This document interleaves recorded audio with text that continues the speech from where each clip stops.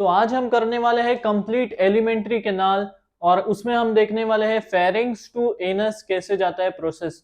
तो आप यहाँ पे एक डायग्राम देख सकते हो। ये आपका पूरा डाइजेस्टिव सिस्टम का डायग्राम है, एलिमेंट्री कैनाल का डायग्राम है।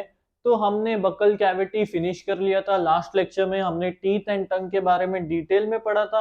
अगर आपने नहीं देखा तो वो वीडियो देख लेना जरूर। अब हम बढ़ेंगे बक्कल कैविटी के आगे। तो जब फूड तुम्हारे, ये है तुम्हारा माउथ, माउथ से पास हो जाता है तो वो जाता है पहले बक्कल कैविटी में। तुम्हारा बक्कल कैविटी में जाएगा जहां पे टीथ एंड टंग उसको चर्न करेंगे। उसके बाद फूड आता है एक कॉमन पैसेज। ये पैसेज है फेरिंग्स। किधर आता है? ये फूड आता है फेरिंग्स में। और फेरिंग्स होता है common passage for food and air. Pharynx is common passage for food and air. हवा और पानी के लिए कॉमन पैसेज है तुम्हारा फेरिंग्स। तो ये देखो, ये तुम्हारा फेरिंग्स है। यहां से जो चीज निकल रही है ब्लू में वो है ट्रेकिया, जिसको हम बोलते हैं विंड पाइप। ट्रेकिया को बोलते हैं विंड पाइप। और ये जो ये रेड कलर में है ये है एसोफेगस।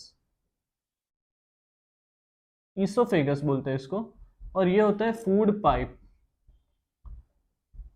और ट्रेकिया होता है तुम्हारा विंड पाइप। सो फेरिंग्स एक ऐसा पैसेज है जो ट्रेकिया और इसोफेगस को डिवाइड करता है। ट्रेकिया में फूड जाने से बचाने का काम कौन करता है? वो होता है एपिग्लॉटिस। तो यहाँ पे एक ऐसा सा छोटा सा कार्टिलेजिनस स्ट्रक्चर होता है, एपिग्लॉटिस। अगर तुम्हारा food, epiglottis, epiglottis is a cartilaginous flap that prevents the entry of food inside your windpipe। तो जो एपिग्लॉटिस है, अगर गलती से भी तुम्हारा फूड विंड पाइप में चला गया तो आपका सडन डेथ भी हो सकता है, चांसेस बहुत है। और कभी कभी अगर एपिग्लॉटिस देखा रहेगा, आपका फूड विंड पाइप में चला जाए और एपिग्लॉटिस एक धक्का देता है तो आपको एक ठसका लगता है। तो वही एपिग्लॉटिस प्रिवेंट करता है ताकि आपका खाना, इसके लिए हम कहते हैं ना खाते समय बात नहीं करना चाहिए, तो वही एपिग्लॉटिस होता है यहाँ पे ट्रेकिया के मतलब ऊपर। ग्लॉटिस में जाने से फूड को बचाता है। फिर pharynx is a common passage for food and air. उसके बाद फेरिंग्स से जो तुम्हारा फूड एक्सटेंड करता है इसोफेगस में। इसोफेगस क्या होता है? Oesophagus is long thin pipe that extends posteriorly through neck, thorax and diaphragm। तो इसोफेगस क्या होता है? इसोफेगस एक लंबा सा पाइप होता है। इसोफेगस एक लंबा सा पाइप होता है जो तुम्हारे नेक से स्टार्ट होता है, थोरैक्स और डायफ्राम। डायफ्राम मतलब जो भी स्टमक के ऊपर है।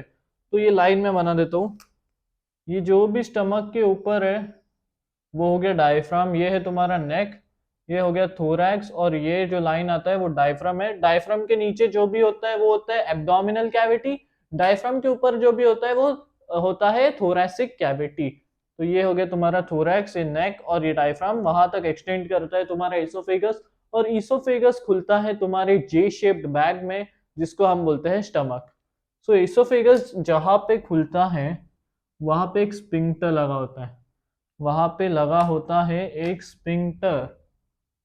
जो स्पिंक्टर को हम बोलते हैं gastro oesophageal sphincter, gastro oesophageal sphincter,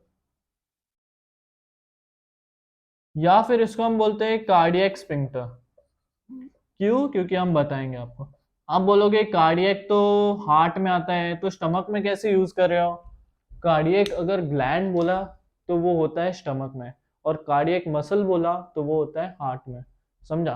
तो मैं बताऊंगा कार्डियक क्यों बोला, क्योंकि इसको कार्डियक स्पिंक्टर बोलते हैं। और ये खुलता है आपके स्टमक में, तो मैं इसको भी लिख देता हूँ, ये स्टमक।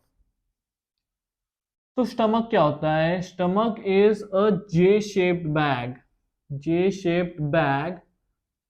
इसका लोकेशन भी पूछ देते हैं वो लोग, तो लोकेशन अगर आपको किसी ने पूछा स्टमक का लोकेशन क्या है, तो आप बोलोगे on the upper left of abdominal cavity. इसका है upper left of abdominal cavity. Cavity के अपर लेफ्ट में होता है अपना स्टमक। ठीक है। तो स्टमक में 4 रीजन होते हैं। तो जहां पे तुम्हारा स्पिंक्टर लगा होता है, जहां पे एसोफेगस आता है, एसोफेगस कहाँ खुलता है? एसोफेगस स्टमक के ये रीजन में खुलता है, जिसको मैं हैशटैग से रिप्रेजेंट करूंगा। इसको हम बोलते हैं कार्डियक। तो स्टमक का 4 रीजन होता है मेनली। दूसरा होता है फंडस या funding. Funding. Third the main body of the stomach. And fourth pyloric. सबको हैशटैग से रिप्रेजेंट करेंगे हम। तो हमने कार्डियक स्फिंक्टर क्यों बोला इसको? क्योंकि इसोफेगस आया और कार्डियक रीजन ऑफ स्टमक में ओपन हुआ, इसीलिए हम इसको, ये रीजन को कहते हैं, ये स्फिंक्टर को कहते हैं कार्डियक स्फिंक्टर। कार्डियक के बाद आता है हमारा फंडस, उसके बाद बॉडी आता है। तो बॉडी को एक और पूछते हैं, मेन सेंट्रल रीजन भी बोलते हैं बॉडी को, मेन सेंट्रल रीजन। ओके। तो अब स्टमक में फूड गया, पहले आया था एसोफेगस से, गैस्ट्रो एसोफेगल स्फिंक्टर से और कार्डियक स्फिंक्टर। तो अब आपको बता दूं मैं, बेसिक चीज होता है स्फिंक्टर क्या होता है और वॉल्व क्या होता है, क्योंकि कोई बहुत लोगों को स्फिंक्टर नहीं मालूम होगा। तो स्फिंक्टर होता है टू ओपनिंग एंड वॉल्व होता है वन ओपनिंग या फिर सिंगल ओपनिंग। तो स्फिंक्टर मतलब अगर समझो, अगर तुम खाना खा रहे हो तो तुम्हारा इसोफेगस से तुम्हारा स्टमक में आता है, तो वो हो गया एक ओपनिंग। और अगर तुम्हें उल्टी आ रही है, रिवर्स पेरिस्टालसिस मूवमेंट हो रहा है, तो तुम्हारा स्टमक से फूड वापस तुम्हारे इसोफेगस से होके माउथ से बाहर आ रहा है। तो जो एक बार अंदर भी जा रहा है तो एक ओपनिंग, बाहर भी आ रहा है तो 2 ओपनिंग, तो ये हो गया sphincter. Sphincter is nothing but double opening, वो अंदर भी जा सकता है, बाहर भी आ सकता है। एंड वॉल्व क्या होता है? वॉल्व अगर एक बार अंदर चला गया तो वो बाहर नहीं आएगा। तो वो होता है वॉल्व और स्फिंक्टर का डिफरेंस। तो स्टमक अपने बोल दिया, स्टमक में होता है कार्डियक, फंडिक, बॉडी और पाइलोरिक। कार्डियक होता है हमारा फर्स्ट, जहां पे तुम्हारा इसोफेगस ओपन होता है, और उसके बाद फंडिक, बॉडी। और पाइलोरिक जो होता है तुम्हारा स्टमक का लास्ट पार्ट, वो होता है ओपन तुम्हारे स्मॉल इंटेस्टाइन में, और यहां पे भी लग जाता है एक स्फिंक्टर। स्मॉल इंटेस्टाइन के ओपनिंग में भी लग जाता है एक स्फिंक्टर, जिसका नाम है पाइलोरिक स्फिंक्टर। अब भी मैंने बताया स्फिंक्टर होता है डबल ओपनिंग, तो ये खुलता है तुम्हारे स्मॉल इंटेस्टाइन। अब मैं एक क्वेश्चन पूछता हूँ, स्मॉल इंटेस्टाइन बड़ा होता है कि लार्ज इंटेस्टाइन? ये आप मुझे कमेंट्स में बताना, कौन सा इंटेस्टाइन बड़ा होता है in length, not in breadth. ठीक है। तो अब ये खुल जाएगा स्मॉल इंटेस्टाइन। तो ये होता है तुम्हारा जो भी अंदर है स्मॉल इंटेस्टाइन। स्टमक था ये जे शेप स्ट्रक्चर, ये पहला स्मॉल इंटेस्टाइन के ड्यूडेनम में खुलता है। ड्यूडेनम। ड्यूडेनम क्या होता है? ड्यूडेनम बेसिकली एक होता है C shaped structure. Duodenum is C shaped structure.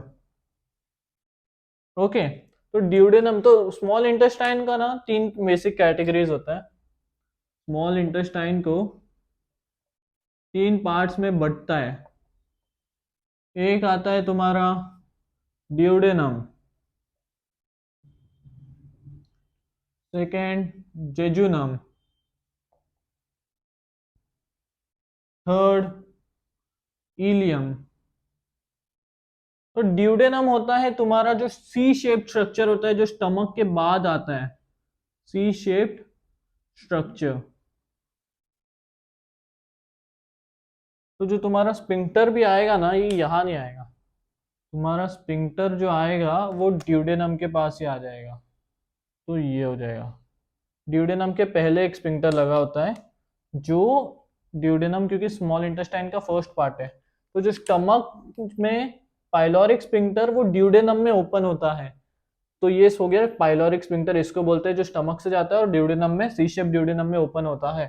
तो ड्यूडेनम है सी शेप स्ट्रक्चर। जेजुनम होता है कॉइल्ड, लॉन्ग कॉइल्ड स्ट्रक्चर। और आता है फिर इलियम, वो होता है हाईली कॉइल्ड, और सबसे अंदर होता है इलियम। तो आप देख रहे हो यहाँ पे, ये हो गया, ये सी शेप स्ट्रक्चर है ड्यूडेनम।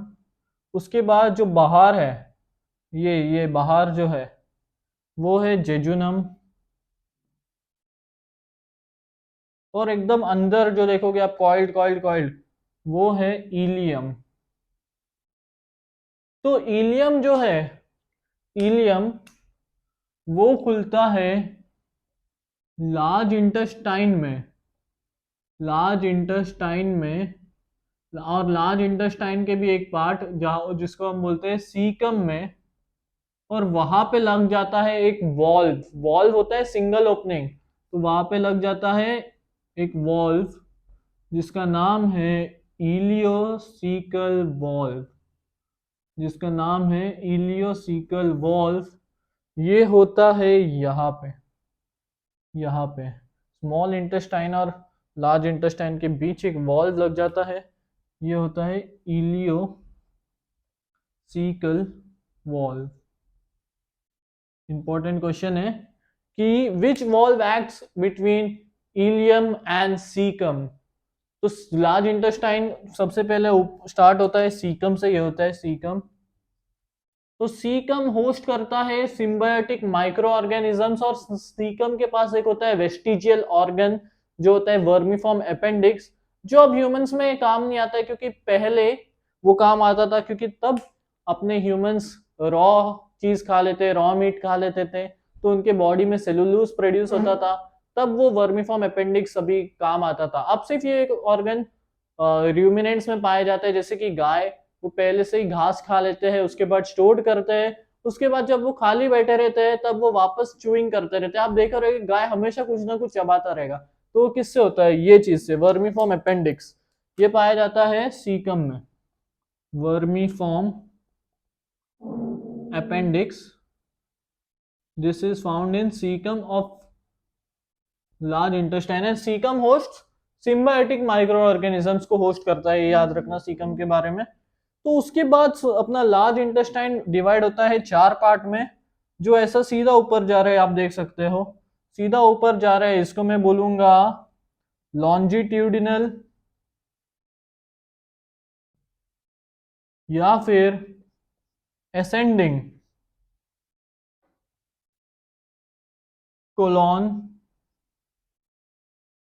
स्लीपिंग में जो जा रहा है, इसको मैं बोलूंगा, स्लीपिंग में जो जा रहा है ट्रांसवर्स। नीचे जो आ रहा है डिसेंडिंग, और जो ऐसा थोड़ा टेढ़ा सा जा रहा है वो हो गया सिग्मॉइड। उसके बाद आता है तुम्हारे यहाँ पे एक रेक्टम, और फूड फाइनली बाहर आ जाता है एनस से। तो ये था तुम्हारा पूरा एलिमेंट्री कैनाल। बहुत अभी मेसी लग रहा है, बट अगर आप वर्ड टू वर्ड देखोगे स्टार्ट टू एंड, तो आपको अच्छे से समझ जाएगा कि एलिमेंट्री कैनाल कैसा होता है। तो अब मैं वापस से लार्ज इंटेस्टाइन बता देता हूँ। लार्ज इंटेस्टाइन 3 पार्ट्स में बटा होता है, सीकम, कोलॉन और रेक्टम में। उसके बाद आता है एनस। तो सीकम क्या करता है, सीकम होस्ट करता है सिम्बायोटिक माइक्रो ऑर्गेनिजम्स को। सीकम में पाया जाता है वर्मीफॉर्म अपेंडिक्स, जो अभी ह्यूमंस में कोई काम का नहीं है, वो वेस्टिजियल ऑर्गन है, वो सिर्फ अभी र्यूमिनेंट्स में पाया जाता है। उसके बाद वर्मीफॉर्म अपेंडिक्स के आगे सीकम जाता है कोलॉन में। कोलॉन के 4 टाइप्स होते हैं, जब सीधा जाएगा असेंडिंग, स्लीपिंग में जाएगा ट्रांसवर्स, नीचे आएगा डिसेंडिंग, और ऐसा टेढ़ा जाएगा सिग्मॉइड। सिग्मॉइड के ओपन होता है रेक्टम में, और रेक्टम फाइनली जाता है एनस से। तो फूड हमारा वैसे डाइजेस्ट होके बाहर आ जाता है। तो होप सो आपको समझ गया रहेगा। मैं स्टार्टिंग से बताते हैं, माउथ से फूड अंदर जाता है, माउथ से बक्कल कैविटी में जाता है, फिर टीथ और टंग उसको चर्न करते हैं, फिर फेरिंग्स में जाता है। Pharynx common passage for food and air होता है, वो हमारे एसोफेगस और ट्रेकिया के बीच में कॉमन पैसेज होता है। अगर ट्रेकिया में फूड ना जाए इसके लिए हमारे पास एपिग्लॉटिस होता है, जो कि एक कार्टिलेजिनस फ्लैप होता है which prevents the entry of food in wind pipe. Then food जाता है नीचे इसोफेगस में। इसोफेगस होता है long thin pipe that extends posteriorly through neck, thorax and diaphragm।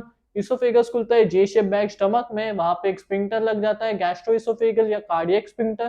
Cardiac sphincter इसीलिए क्योंकि वो स्टमक के कार्डियक रीजन में ओपन होता है। स्टमक का 4 main region, cardiac, fundic, body और पाइलोरिक। तो कार्डियक में ओपन होता है इसके लिए कार्डियक स्पिंक्टर बोलते हैं। बॉडी को हम बोलते हैं मेन सेंट्रल रीजन। फिर स्टमक, जहां बाद में स्टमक का लोकेशन कोई पूछेगा, स्टमक का लोकेशन होता है upper left of abdominal cavity. Stomach is J shaped bag. फिर स्टमक खुलता है तुम्हारे ड्यूडेनम में, एक स्पिंक्टर एक्ट करता है। ड्यूडेनम होता है सी शेप का। ड्यूडेनम स्मॉल इंटेस्टाइन का 3 पार्ट में से एक होता है, ड्यूडेनम, जेजुनम, इलियम। ड्यूडेनम सी शेप का होता है, जेजुनम लॉन्ग कॉइल्ड और इलियम हाईली कॉइल्ड होता है। फिर इलियम जाके तुम्हारा खुलता है सीकम में, वहां पे एक वॉल्व एक्ट करता है, इलियोसिकल वॉल्व। सीकम मैंने अभी बताया सिम्बायोटिक माइक्रो ऑर्गेनिजम्स को होस्ट करता है और वर्मीफॉर्म अपेंडिक्स पाया जाता है उसमें, जो अभी हमारे पास काम नहीं आता। उसके बाद कोलॉन के 4 parts, ascending, transverse, descending, sigmoid and फिर रेक्टम में जाता है और फूड फाइनली बाहर हमारे एनस से आ जाता है। तो होप सो आपको एलिमेंट्री कैनाल समझ गया होगा। हमने बकल कैविटी भी बता दिया था। अब मेरा बेसिक से एक क्वेश्चन है आपसे कि स्मॉल इंटेस्टाइन ज्यादा बड़ा होता है कि लार्ज इंटेस्टाइन? तो ये हमें कमेंट्स में बता देना।